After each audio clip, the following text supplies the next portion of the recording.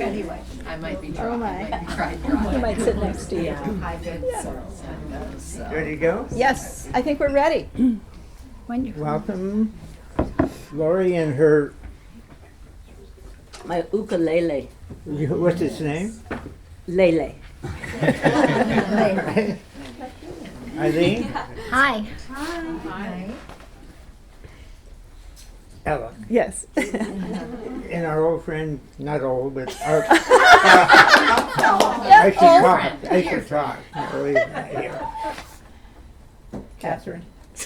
Catherine. Yay, Catherine. Welcome to Chaparral Books. Couple of criteria. There are some extra chairs. If people need them, we'll find them. The other criteria is the potty machines are down the hall. There are 2 of them. So if you need to use them, feel free. Third thing is you have to talk to my plants. You have to say hi, because they get pretty irate if you don't. And then I have to tolerate them for a week. So you gotta watch them out and talk to them first. Anyway, quite a turnout. We thought we might not have a turnout like this because of what's happening downtown with the literary book fair, whatever you want to call it. So, welcome. This is how many times you've been here, Catherine? This is my second. Second time, okay. The first time for the other 3 ladies, and the ukulele first time. We've tried that before, and it was really successful to have music with the poetry. So it's going to work. You might want to even start with it instead of wait. Well, So anyway. we've got a plan, John. Perfect. There is no time limit. You can spend all afternoon. Dinner's at 6. And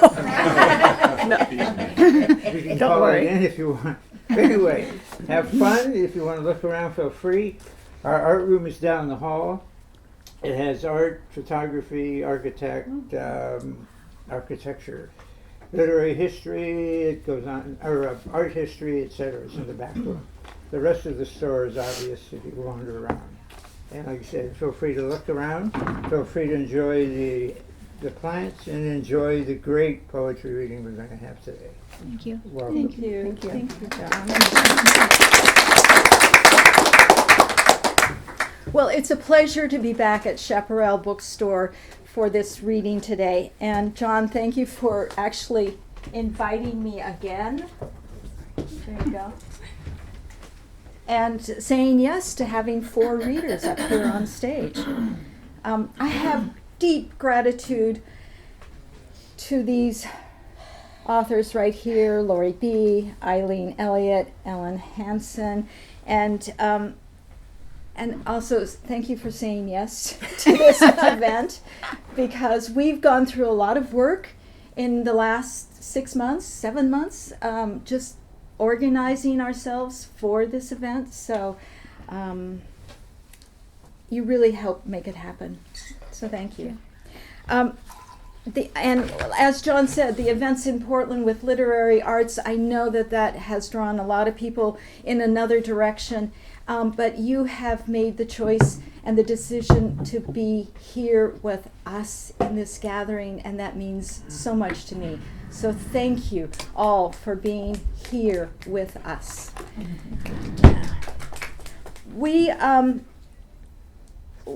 met about 5 years ago in an online Zoom event, a poetry writing, or just a writing group that was started by the poet Kate Gray. And we still meet 6 days a week, 9 to 9:30 in the morning. We go on to Zoom. We don't turn on the video at that time of the day, but we So smart. Maybe that's why we've lasted 5 years. But we do call in from where we are living. So that's like Bellingham, Winthrop, Orcas Island, Seattle, Vancouver, Portland, Manzanita, Otis, Half Moon Bay, Oakland, San Francisco, Streamwood, Illinois, and is it Manitoba or where's Winnipeg. Winnipeg. So we don't share our writing after that half hour, but on the second Saturday of the month, we do meet and share our writing. But this is the second Saturday today, and we did not meet today because we are here and other members of the group are in Washington in a music/writing event. So we will be reading to each other next Saturday. And this is the first time the four of us have been together in the same physical space. Yeah.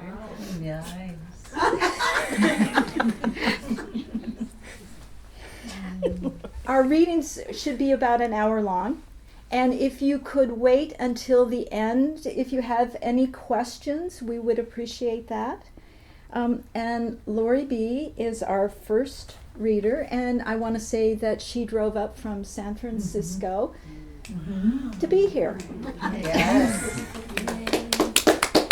Thank you. And she is a storyteller in verse, song, and photos. Lori B. Wow. Nice. Thanks, Catherine. Thank you all.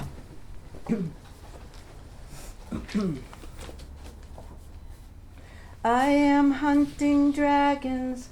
Would you like to come along? It can be quite scary, so I've written us a song to keep us strong and carry on. Content notes.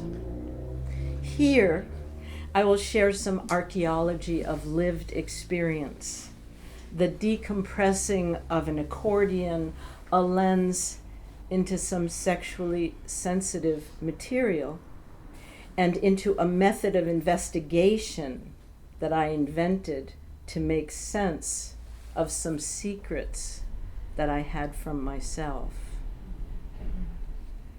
Excavation in the service of illumination on the path to liberation.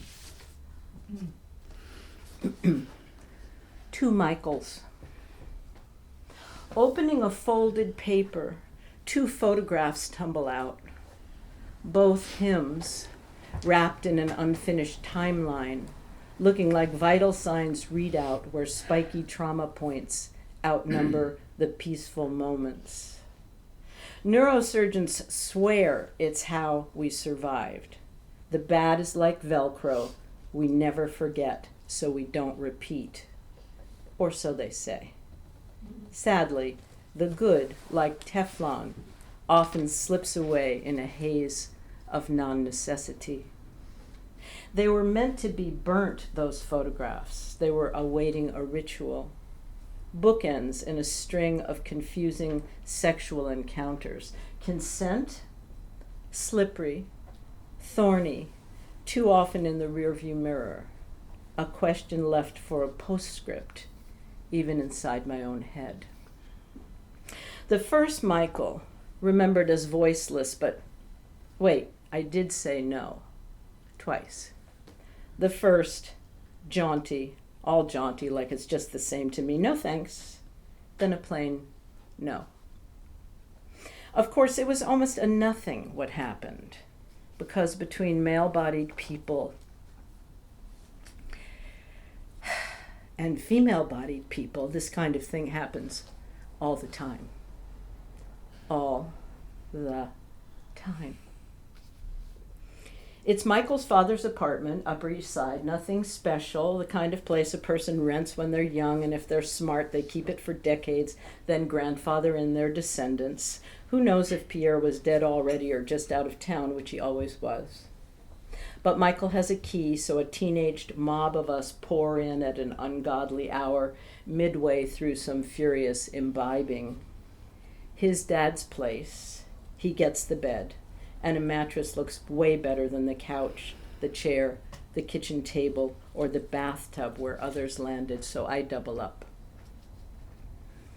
I'd traveled to New York City by myself for the first time on a vacation break from sleepaway school where I'd masterminded an escape from living with my family. I hitched a ride from Vermont with a local college girl who dropped me in the middle of Harlem. Okay to drop you here? And what do I know? Of course it's okay. At 14, everything's okay for a tough girl like me. Resiliency, baby fat, and cluelessness combine to blur the edges, create soft landings. Sure, I say. Find a phone booth, drop some coins, plan an evening with friends from the hippie high school. The ill-fabled morning is too bright for a child with a terrible hangover. And an older boy with a persistence problem. That's what my brain calls it later, a persistence problem. He's all over me, breathing sourly, smiling toothily, nudging. Can I come in to say hello? No thanks, I say. Just for a moment, just to say good morning. No, I repeat. He knees me open gently, more like sledding than actually prying. And pathetic but true, it's easier to allow than to stop. Over and out, not a boom, just a fizzle. Big breath.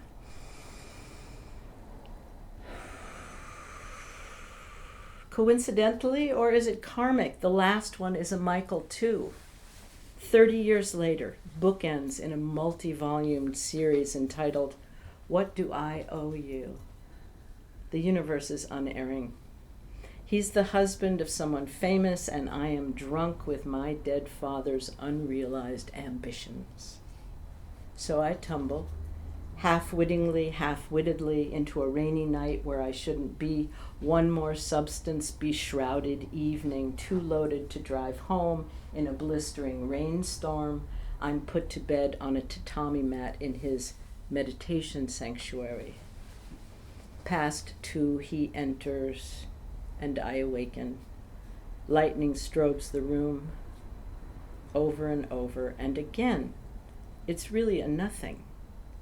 Except I'm grown now, and this nothing leaves an indelible mark. It's the last nothing, but the price is astronomical.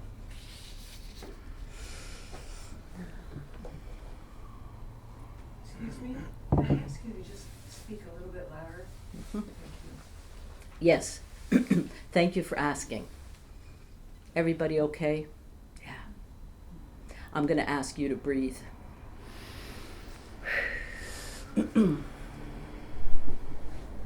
Forget About Tomorrow, a song. Images of you, papering my mind, silver afternoon, tumbles out of time. The moon was up before the sun went down, and it cast a spell upon the ground. A rusted gate, circle of crows. I close my eyes. Can I forget about tomorrow? Some colored lights are hanging from a tree. A party scene, just you and me.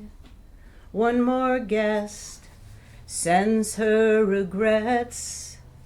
Now the mice will play when the cat's away. A rusted gate, circle of crows. I close my eyes. Can I forget about tomorrow?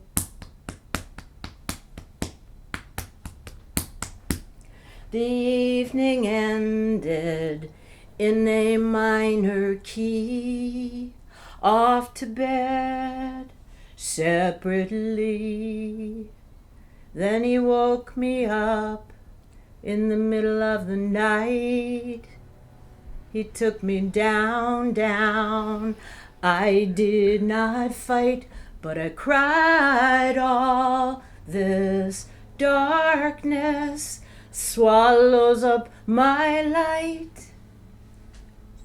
Then I fell asleep, only to find in a dream a rusted gate, circle of crows.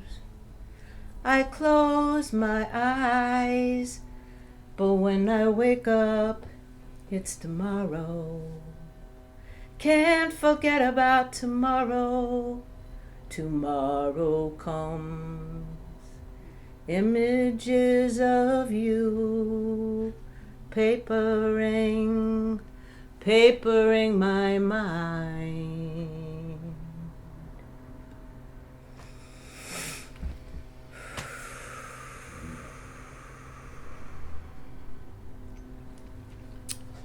A little more breathing. One more piece. The excavation. Strictly unremembered. The you for whom I search, the who I have awaited, a you that I may never know.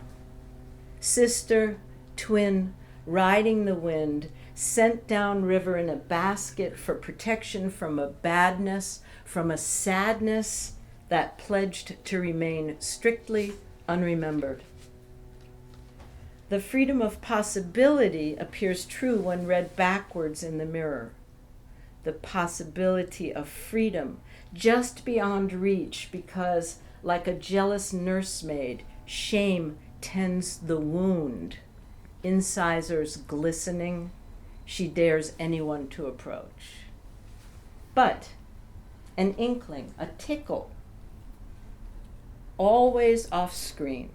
Sideways, a memory mote too faint to follow, too persistent to ignore, clamoring, this unknowing, like ocean through a shell, the investigation itself a haunting, inexorable, a magnet flipping back and forth. 1 minute it implores, the next it repels, caught between a need and a ghost, like the old party game. At a signal, two children rush across the room to chairs with inflated balloons on top of them. The task, to sit down hard enough to cause a loud explosion.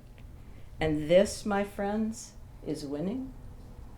And so it is with terrible discoveries, intermittently begging to be made. Success is likely to arrive with a devastation. So you wonder, even as you search, is it really worth it? Wise mind buried a painful thing deep in a time capsule labeled, "Do not open before healing can happen." And perhaps that's why it's being dug up now. There is readiness. Fascinating to watch the work progress. Bulldozers at first, hard hats yelling, "Stand back!" Piles of black dirt unearthed. An excavation continues. The Geiger counter clicks louder. A quarry draws near. The silver splinter appears, a shining sliver. The work must slow. Sometimes it stops. Years pass. The digging stalled, while the abyss fills up with dark water and old questions arise, like a disgraced branch of the family, skinny, with bad haircuts. They are whispering names: Woody Allen, Bill Cosby, Jeffrey Epstein, R. Kelly. Your two worst fears? You will find something, or you will find nothing. Either way, a bitter cocktail at the end of the rainbow, and the etymology of personal pain still lies coiled like a serpent among locusts, waiting for the internal weather to change. I am my own monkey, my own monster. I am my own beauty, my own beast. And today, as always, I am my own Odysseus.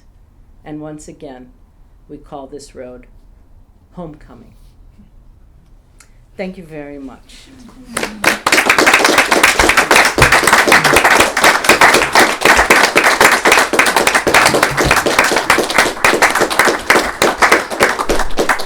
Thank you. And now, darling Eileen. Thank you very much. I am recovering from throat cancer. I can speak only so loud for only so long. So if I lose you, please wave and I'll do what I can to adjust, which includes a lot of water. Don't forget Uncle Harry's. Absolutely. Which, by the way, is our magic elixir. I swear by it. Only today have I met Uncle Harry. And he's lovely. I'm very excited and grateful to be here today because these folks, these ladies, have carried me through tonsillar cancer, a diagnosis, and shortly after we started writing. They also carried me through a vigil that I had for the last 4 years intermittently, in which I went back and forth from Iowa to escort my sister, my baby sister, through Lewy body to the other side, whatever and however that looks. I've collected a series of poems about that, and the title of the volume that I've compiled them in is called Riding Shotgun. Let me tell you a little bit about that title. In the time before seatbelts, we country kids would fight for the right to occupy the front seat of the pickup, at which time we would call it riding shotgun. We'd open cattle gates and yell out, "Clear!" at the crossroads of backcountry intersections. The shotgun seat is right there, front and center of the action, but soon you realize you have absolutely no control. You see what's coming, but you can do nothing about it, influencing the outcome of that ride. Riding shotgun was a thrill, it was fun, and we learned that we needed to look out for each other, maybe indirectly, but still the message was there. It's no surprise that I would enter into this long-term relationship with my baby sister. I traveled back and forth from Portland Airport to Sioux Falls to the ride to Spencer, Iowa, in the midst of all sorts of weather. Lots of times we thought it was over. It was not. Here's one of those times. It's called Just Another Goodbye. My heart feels like a bombed-out shelter, but it will not be forestalled. It is time for another last visit. And I fly over Nebraska by moonlight. It's not the legacy ending that I'd hoped for us, my baby sister. When you came, the doll, we were all promised that you would arrive, which you did, courteously, between morning and nighttime chores. We fed the chickens and milked old Bossy, such as we could. It was a piss-poor job of it, by anyone's standards. And we waited for the midwife, our neighbor lady, Ms. Rose, to wave us in to meet you. Lined up we were, alongside the striped tick mattress, the percale sheets, thinned by washboard and soap and prairie wind and sun. Your first outfit was a flour sack, embroidered, a wreath of daisy-stitched flowers in one corner. Lucky it was a hot June evening, and no other covering was necessary. We figured we'd come up with something more by the first frost. We always did.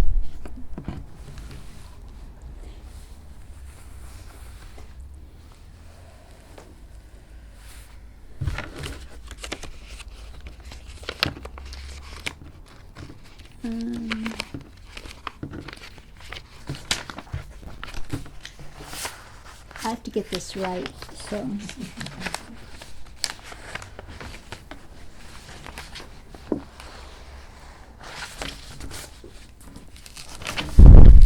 Most of the time,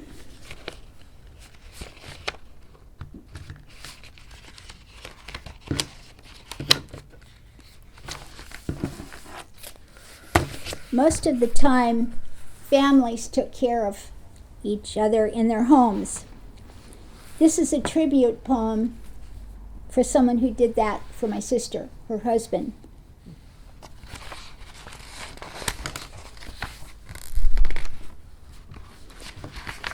Lewy body dementia is a disease that's hard to diagnose. It affects memory, creates paranoia, incontinence, and then some. A poem of respect and gratitude for the one who cared for her. It's not so much what he says these days.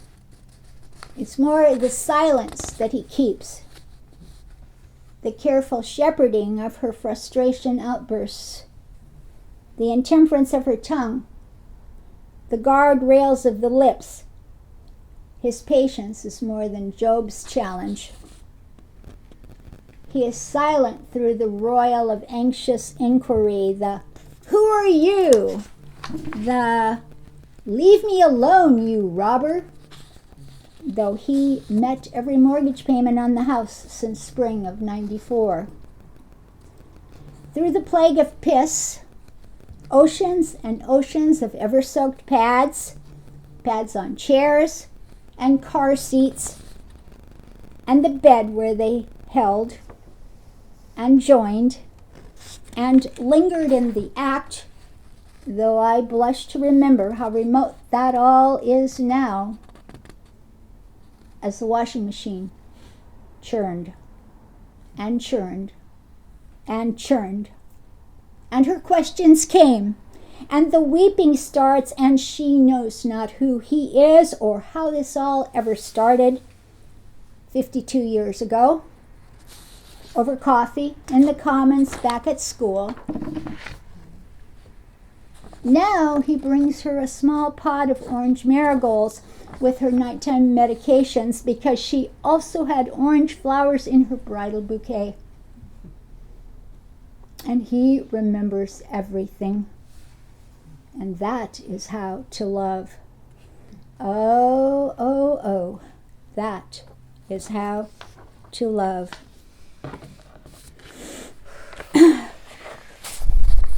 A breath in order. And maybe a sip of water. And oh, wonderful notion. I love that. Thank you.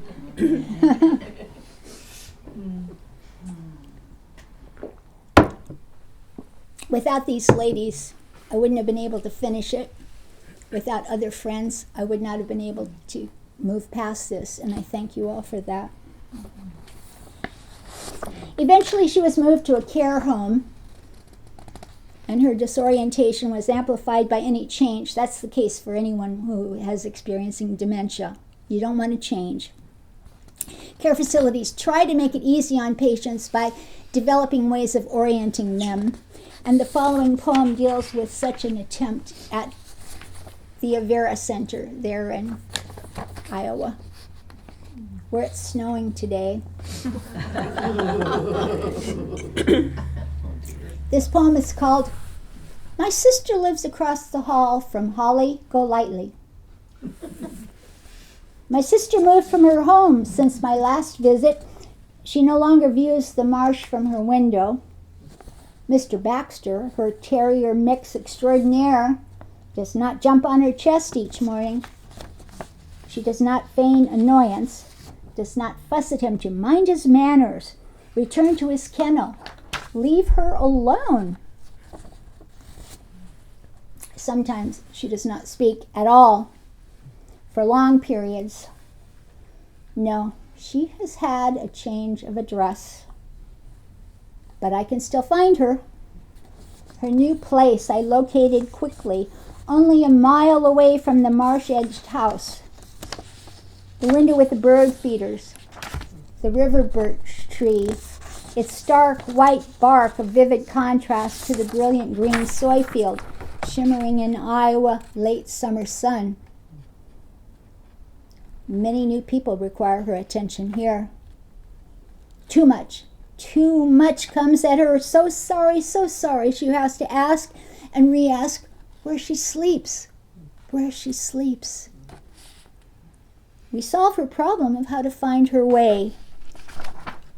Coming back from tea, we greet an old friend from movie days. Holly Golightly watches us from the poster on the wall, wearing pearls in her black dress right across the hall. So.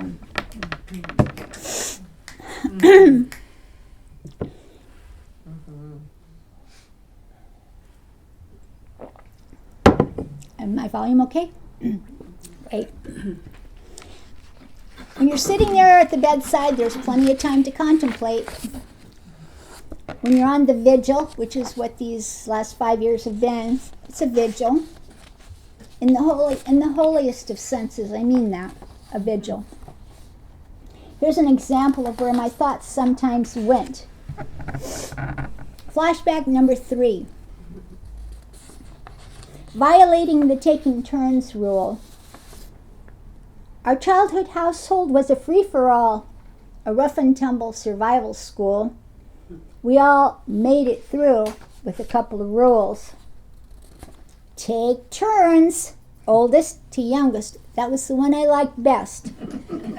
Since birth order is in my favor on that one. A second rule, never take the last biscuit without asking. I didn't like so much. I still have extra cans of Pillsbury Doughboys in the fridge to compensate for those times. We followed the rules. Oldest goes first, usually. Funerals lined up chronologically. First here, first gone. True for a couple of centuries.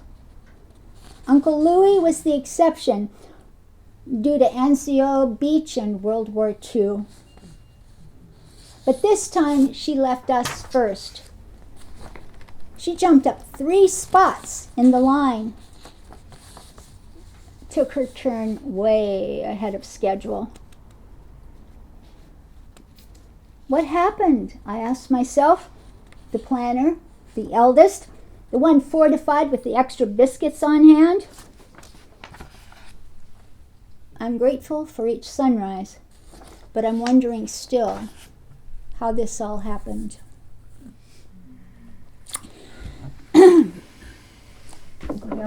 Are those my tissues? There you go. Everybody doing okay? Okay.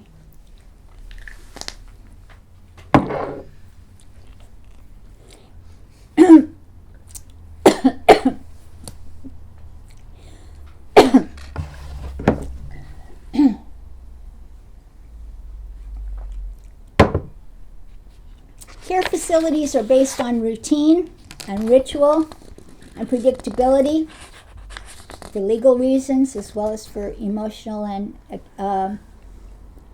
successful intervention. They take data, record data, and, well, sometimes I wonder to what end all of that data was collected. So did my sister. No more numbers, please, she said. The nurse asked, pain level? 1 to 10. And she considered her response as they scooped in drug-laced applesauce.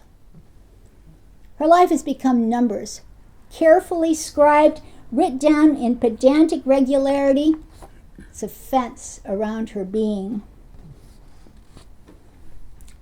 Pain is a 9 for the shoulder, 7 for the knees, and 9,421 for the empty heart, the muddled brain. The nurse records a 7. Oh. The nurse always records a 7.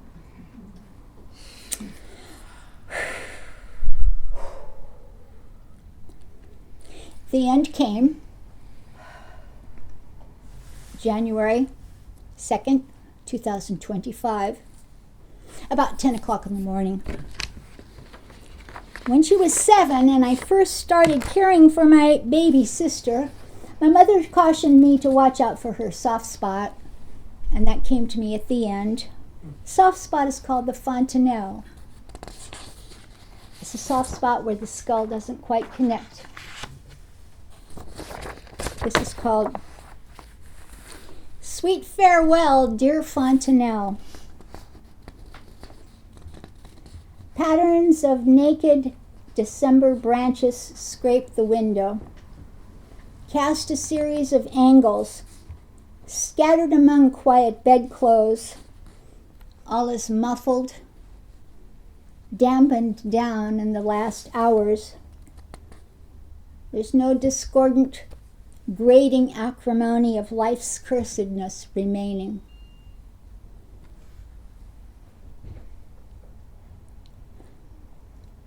As the body slows in its finality, each system checking in and signing off, there is a fading, one by one, of ways we claim our lives.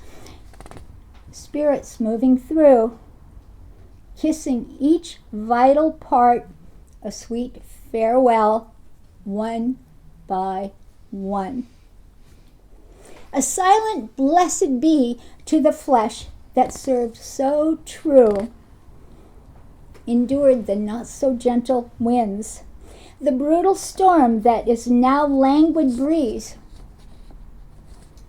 and the spirit moves slowly on, blessing her body for serving well, brushing the lips, the heart, each finger one by one, saving for last a final caress of the fontanelle, where this life begins and ends. I'm going to stop there.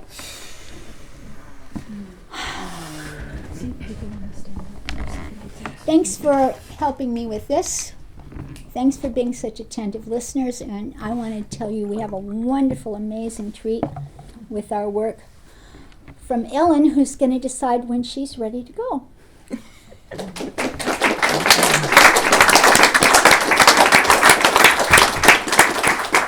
If anybody wants to get up and stretch, you know, I good find Yeah. when I listen to very strong things, Shake it I out. sometimes Shake it out. I just need to stretch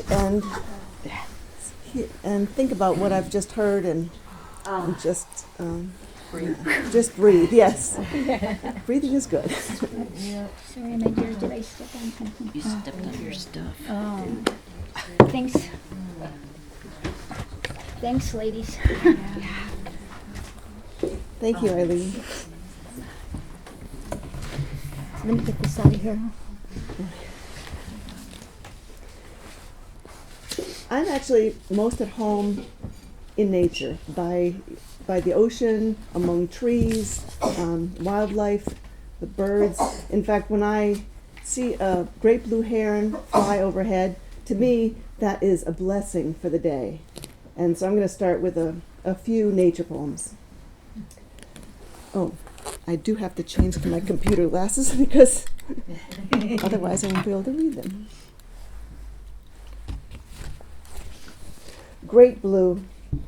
Flash of blue arcs down to meet green median strip. Primordial wingspan carving the air. Graceful landing, long sliver of bird. Cars whooshed by.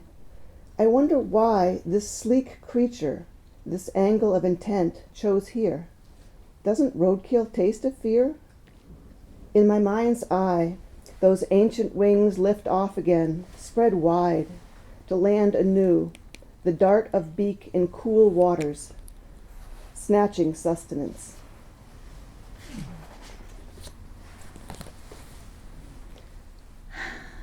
Title poll.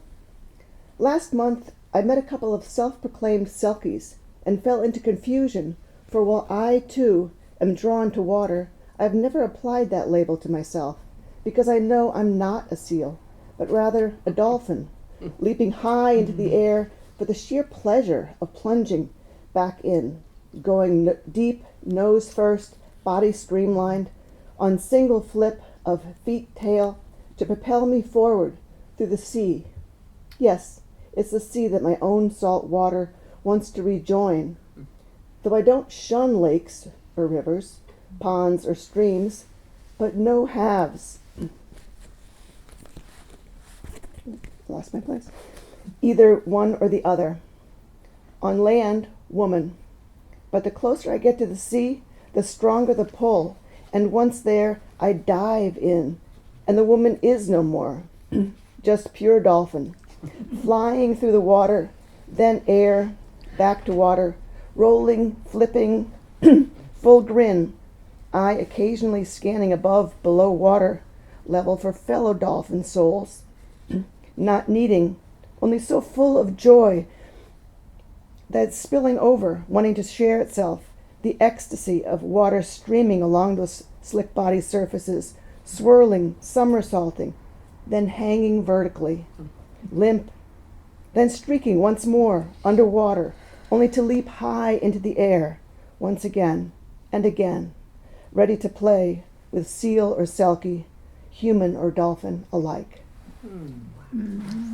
Water. Water. Thank you, Lori.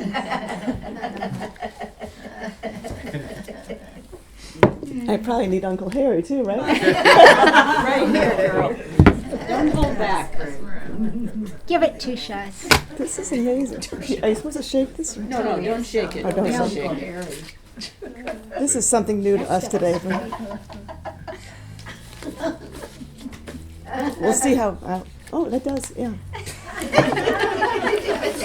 does keep you hydrated. It's my only vice now. Everything's gone. So this next poem is a pantoum, and you'll notice a repeating lines that kind of roll along in the poem, and then it comes full circle. It's an interesting form to play with. And again, about the ocean. Sorry, this is my last ocean, I promise. Pantoum for the ocean. I am ocean, ride my swells. Sing your joys to the sky. I will caress your shores and can round your hard edges. Sing your joys to the sky. I am the same salt water your body knows and can round your hard edges. I am home to multitudes. I am the same salt water your body knows. Do not pollute me. I am home to multitudes. Do not storm in on me. Do not pollute me. My deepest part is calm, cool, nutrient-rich. Do not storm in on me. My currents try to corral the throwaways. My deepest part is calm, cool, nutrient-rich, welling up from time to nourish those nearby. My currents try to corral the throwaways. I celebrate the dawn of each new day. Welling up from time to nourish those nearby, my circle of existence overlaps your own. I celebrate the dawn of new day, return to origins. My circle of existence overlaps your own. I will caress your shores, return to origins. I am ocean, ride my swells.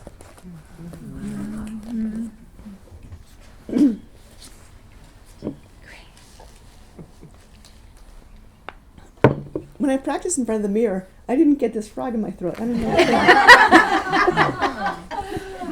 know. Okay, this is for something a little different. Chaos and creativity. There is something that craves clean surfaces, emptiness, the space and time for the future to form. But book sentinels stack high on the bedside table, on the floor near the bed, on the desk, on the coffee table, on the floor around the coffee table, and right up as armrests on either side of sofa and chairs. Papers from previous professions pile high on all flat surfaces, explode from full files, fill storage boxes stacked along any available wall. Binders of sheet music mushroom in closets, migrate from music stand to bookcases and beyond. Pictures and maps, instruments and mementos, notebooks and curiosities, a never-ending supply of distractions. Whether to tackle the teetering tower of things, or simply repeat the mantra, chaos is the catalyst for creativity.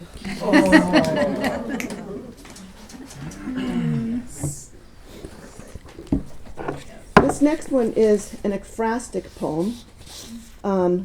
That's a poem that reflects on a painting or a sculpture or a piece of music.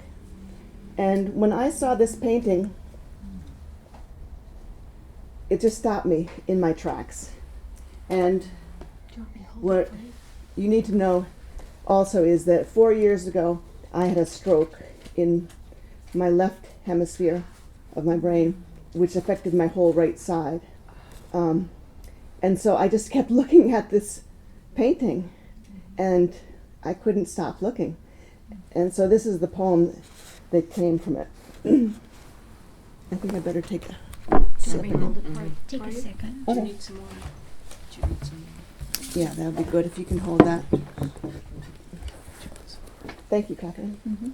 Equanimity, an ekphrastic poem. Left-handed and lucky, the stroke in her left brain affected her right side. A flaccid right arm pulled her shoulder down. The right leg tried to come out of darkness, back online. But inside, she remained herself, recognizing pairs of things in nature, in herself. Left, right, light, dark, day, night. She let one inform the other, trying to bring both back into balance. That conversation led to some new movement of body, of soul, a reawakening she hadn't realized was long overdue. She showed up differently now, having delved deeper, where she'd rarely looked closely before, in the shadow.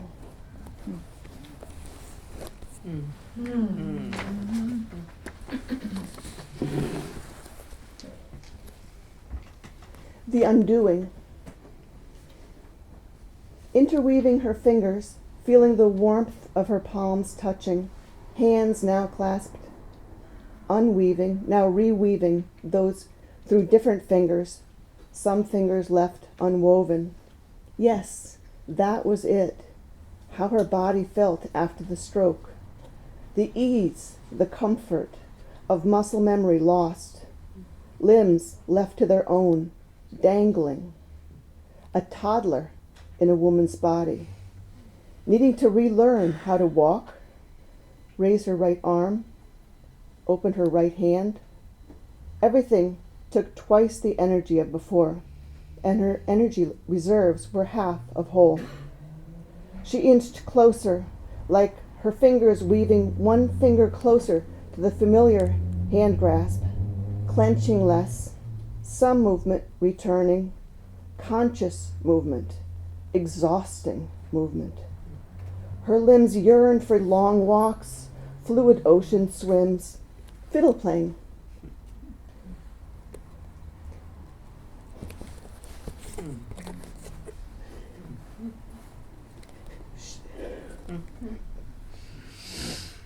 Yeah, we can all breathe. She whispered to her limbs, "We're on a journey. Just keep taking the next step." I promised myself I would do this. Again, it didn't happen when I was practicing. It really didn't. There it is. Breathe. Breathe. Yes, a deep breath. Yes. I'm sorry. No, it's beautiful. That's the one thing about a stroke too that I didn't really realize before I had a stroke was sometimes you can't control your emotions. They will well up unbidden and much stronger than you even feel sometimes. So that's just a learning too. Okay. Surrender. The wasp hurls itself against the window, desperate to get back outside. Suddenly, finding itself trapped inside a water glass held against the window, it redoubles its efforts. Slam up against the window, rebounding off the side of the water glass. Then slam up against the window, again and again. Spent, it finally surrenders. I slide some paper between window and water glass and walk the trapped wasp outside, freeing it into the mild air of an early spring afternoon. Surrender is not always what it seems.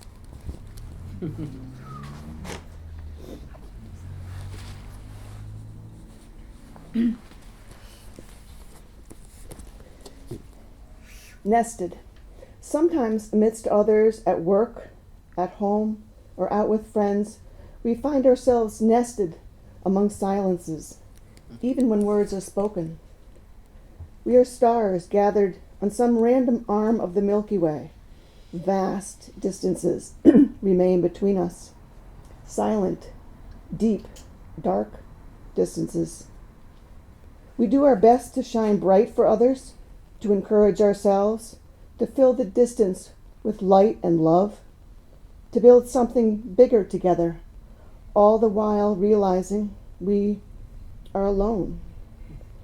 Some of us are supernovas, going out as powerful, luminous star explosions. Some of us are ghost stars, giving off no light whatsoever. Most of us are somewhere in between, blinking our light love on and off, like lightning bugs, to reassure others and ourselves that we're grateful still to be nested together.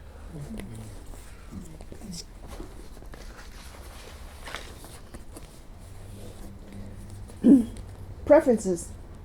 Some demand, show me your taproot or rhizome. Are you nationalist or globalist? Are you from somewhere or anywhere? I plead other preferences. I prefer mediation, to meet out in Rumi's field, beyond ideas of wrongdoing and right doing. I prefer pollination, to browse where boundaries overlap. I prefer concentric circles, to be a family, neighborhood, Helvetia, Boston, Kyoto, Antarctica. I am from our common oceans and air. I am from our shared humanity. I am from everywhere. I've got two more poems. This one was inspired by a poem by Ellen Bass. I love her work. And it's called Hope and Healing. No is a puny pencil stub of a word, starting with two stakes in the ground, connected with a crosswise post. There is no motion, no leeway, no opening to connect with others, just stuck on itself. Yes, while only a letter longer opens its arms wide, reaching up and out, it embraces wide open possibilities, welcoming the vast and boundless nature of sky, of self, of others. Me is self-contained, focusing down and in, with limits preordained.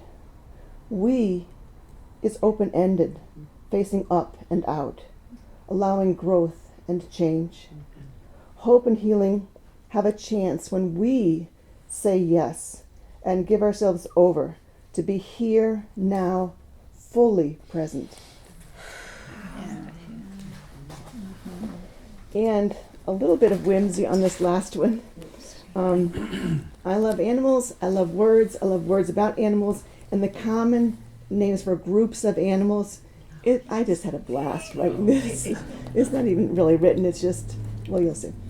To the ends of the earth, a shrewdness of apes, sleuth of bears, surfeit of skunks, a caravan of camels, drove of donkeys, prickle of porcupines, an infinity of joy. A crash of rhinoceroses, colony of rabbits, seat of badgers, a parade of elephants, pack of dogs, pod of dolphins, an infinity of joy. An ambush of tigers, a business of ferrets, a clan of hyenas, a bevy of otters, colony of bats, drift of pigs, an infinity of joy. A labor of moles, a leap of leopards, conspiracy of lemurs, a gang of elk, pod of hippopotami, mob of kangaroos, an infinity of joy. A clouder of cats, scurry of squirrels, skulk of foxes, a troop of monkeys, team of horses, tower of giraffes, an infinity of joy. A pod of whales, yoke of oxen, dazzle of zebras. Thank you.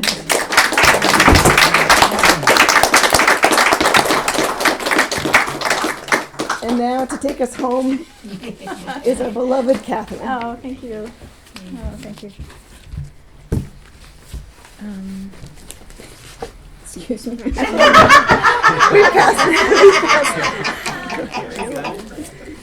Okay, I'm ready. Yeah. It is. Let's see. I'll change glasses right now. This is a book that I self-published in 2013 called I Promise Not to Get a Tattoo. And I have wanted to make it into a paperback for a very long time. And yesterday I picked it up from the printers. Wow. So I've changed the title to I Promise I'll Send a Postcard, Saying Goodbye While Holding On. And I changed the title because I don't have a problem with tattoos, but this current political situation that vilifies inked bodies, I just didn't want to add to that, I would say. So the reason for changing this title. This is basically a conversation with myself, and it's the many attempts that I had at saying goodbye to my son who was going to college. And it was done in a period of time of 6 weeks. So it was done like after he graduated from high school and before he went to college. And I recorded memories, dreams, daily life, and I did self-portraits. And all of my books, I have 3 other books here, they too have text with self-portraits. There's one. This one has a lot of color to it. Show over here too, Oh, please. sorry. Thank you. Yeah. So The people yeah. on the side. So for the people on the sides. And this one I did last year. This is what I brought here to Chaparral last year. This also has self-portraits. What's it called? Facing Chaos. An artist's self-portrait journal. Yeah. So self-portraits and text. And so this one does too. So lots of self-portraits in here and text. And I have been doing, as you can kind of see, I've been doing self-portraits for quite a long time. And so I have a lot of self-portraits. And they're all different. I mean, there's certain things that are the same. The glasses, I mean, I get new glasses sometimes just so I have new glasses to draw. But, it's the curly hair, the nose, the lips. It's kind of all the same elements. But I continue to draw and write as I age because I document life with words and image.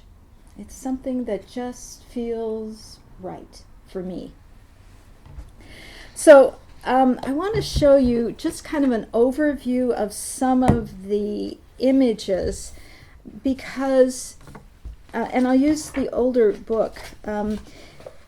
So I start out with this like large head floating in space. And by the second drawing, I have contained the drawing, the face, with a line. It's the mirror that is containing me now.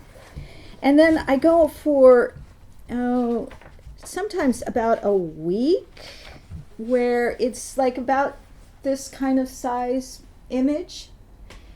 And then it goes into, it radically drops down into a smaller size.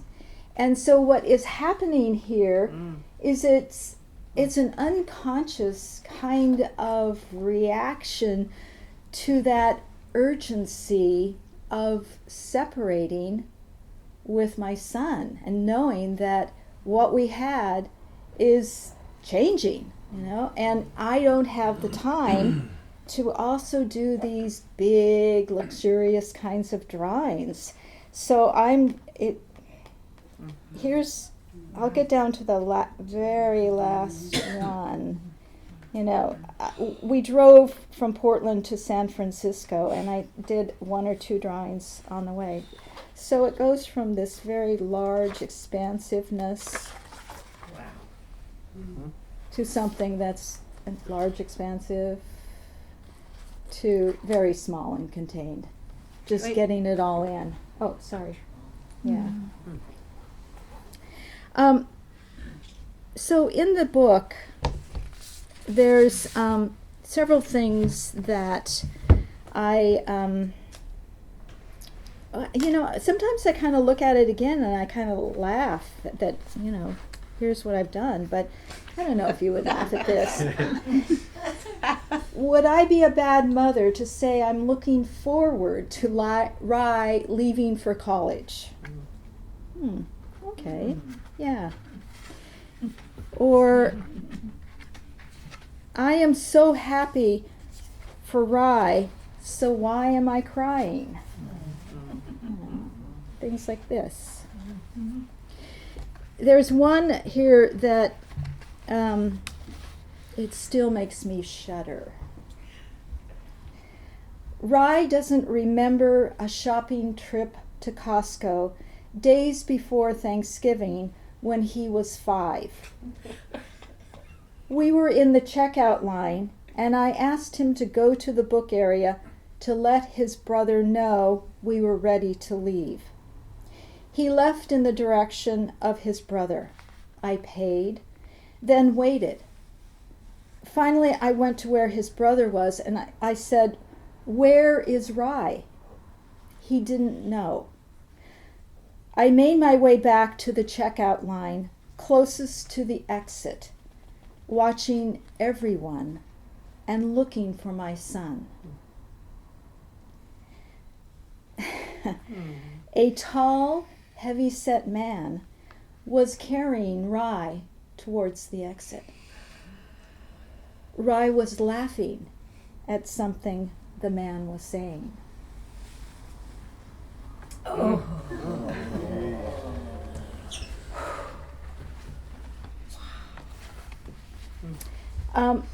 If I were writing this book today, I think I would change one thing in here too. And that is, I think Rye is starting his hero's journey. I think that slaying dragons and always wanting more, bigger, and better. That hero's journey is done.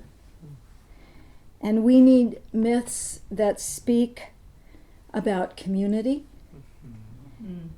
taking only what is needed, being in harmony with the world. We need stories of kindness, cooperation, and empathy. So I would look at a child leaving home differently. Instead of go out and conquer the world, I would wonder, where do they find community? One perk about aging is being able to look back over my work. And my books have shown me that words are useful and sometimes even necessary. So, from my introduction, and this is a new introduction that my other book didn't have, making art has always been my way to connect to my inner world of knowing. It's my refuge, the place where I dwell in truth. My previous work was visual, without words, no writing. I always assumed my drawings and paintings would speak where I stumbled with words. This time, words and images came together. Sometimes the drawings are an exclamation to the text, and sometimes the drawings inspire the text. So in a roundabout way, my drawings have been leading me to writing. So I'd like to read 3 poems. Here they are.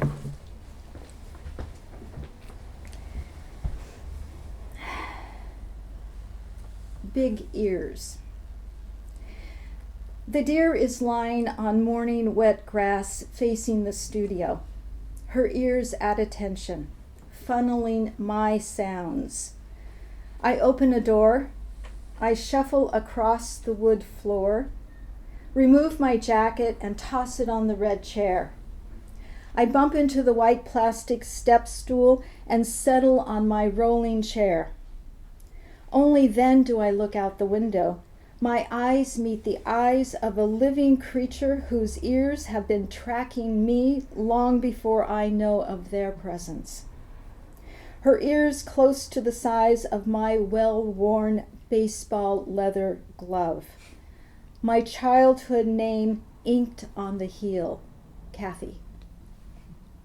My brother and I played Burnout, a game of who could throw the hard ball fast and without mercy. Spinning, gathering speed, and barreling towards my delicate hand hidden inside a hide thickness of protection. I never wanted to give in to the mounting pain. Again and again, I caught the ball, swung my hand to the ground in an attempt to release the fury thrown at me. My brother continued to play Burnout until alcohol caught him and took him out of the game.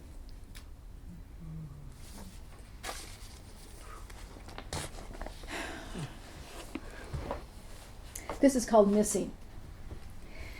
Venus de Milo stands frozen, her arms missing, unable to cover her naked breasts from our gaze. Reports vary where she was found. Her body, taken in sections, marble, nude, upper torso, draped, lower torso, shipped to Paris as a gift. She, given a new left foot, her arms never recovered. She, a divine goddess of love, lives in the lost and found. Do I remember when I last used my arms? Did I lose one, then the other? Did someone take my arms as a souvenir?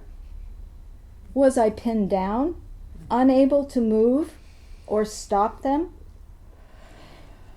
Did anyone notice? Did anyone even care? Yeah. So I was recently in Sweden, and this is called Dalby to Lund, which are two cities in southern Sweden.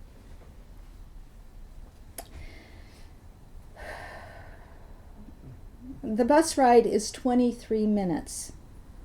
I sit in an aisle seat next to a man whose wife sits opposite him. My suitcase and bag precariously balanced between my legs.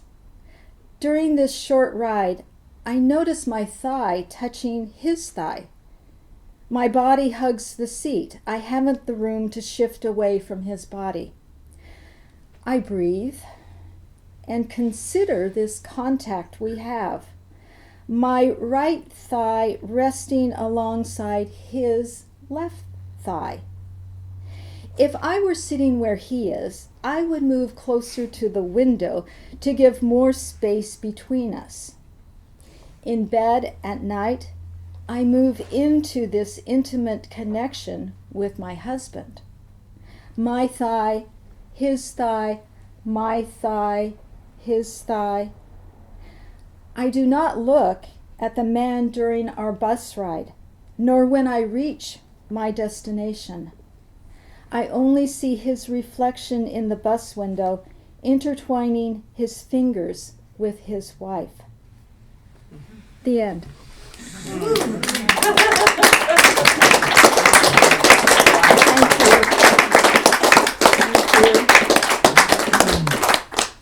Now we have a song from Lori again. A closer was asked for.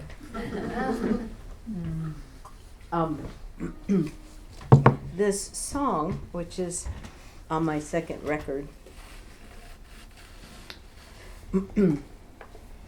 never had been played on the ukulele before, so you'll forgive her if she doesn't know how. I don't really like how that is. This is better. Oh, one winter day I sent away for a mail order cowboy. Boots and a hat, I'll take one like that. Mail order cowboy. This is not going to be sad. Special delivery, he came to live with me. Mail order cowboy, guitar and a gun, handsome. Mail order cowboy. He said, how,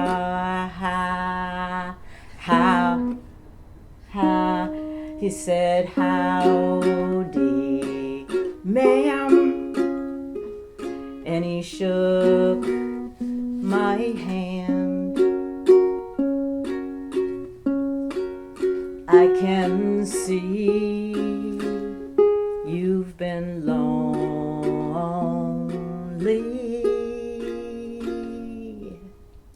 and I have come from the house of love to be your one and only.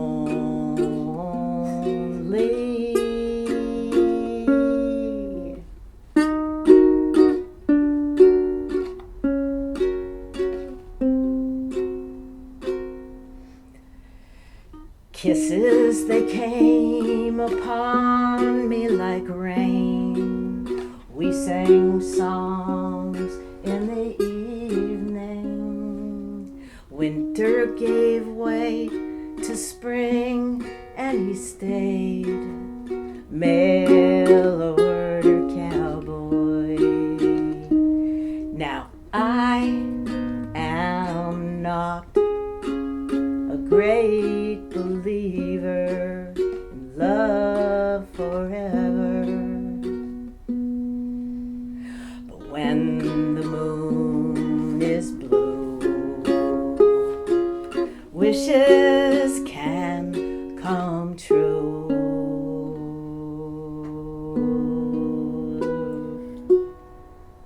He said, I have come from the house of love.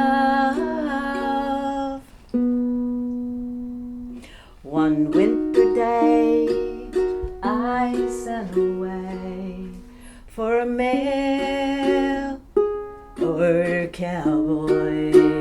Join me, please. Hee-haw! Hee-haw! Hee-haw!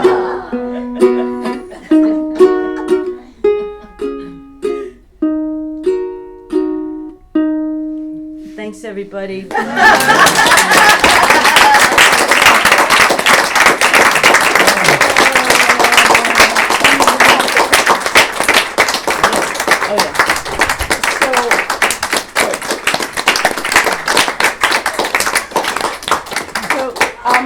Some of us have things that we brought, that we made, that we sell.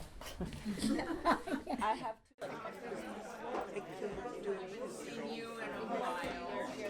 Yes. Yes. I know they were right. They're so angry. Yes. Yes. Thank you for pointing out. She was.